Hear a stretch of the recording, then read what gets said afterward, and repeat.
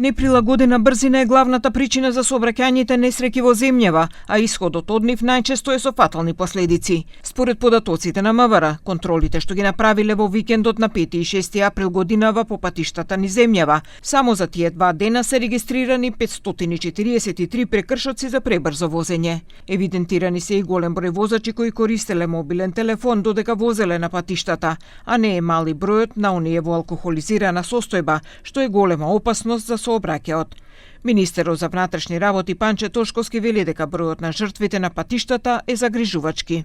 Бројот на сообраќајни жртви во оваа година во првото тромесечје е отприлика сличен како бројот на сообраќајни жртви кои што го имавме и лани. Со тоа што морам да кажам дека овие бројки се катастрофални компарирано со европските стандарди кои што ги имаме анализирано и во иднина максимално мораме да се фокусираме на колку што е можно поголемо смирување на сообраќајот.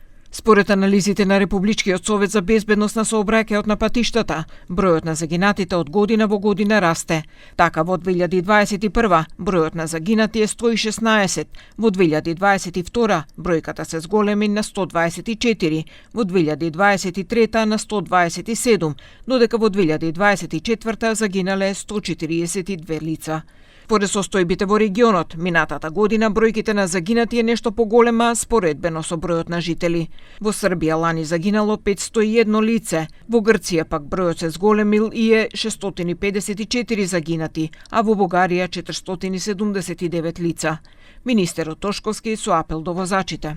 Сакам да упатам еден апел до сите оние кои што се учесници во сообраќајот, особено до оние кои што управуваат со моторни возила, да ги почитуваат сообраќајните правила, особено да ги почитуваат сообраќајните правила кои што се однесуваат на почитување на максимално дозволена брзина, заради тоа што во случаи кога и експертите тврдат дека во случаи кога имаме управување на моторно возило над 70 км на час, имаме челни удари како што беше оној кој што се случи вчера, процентот на преживеани патници е скоро нула.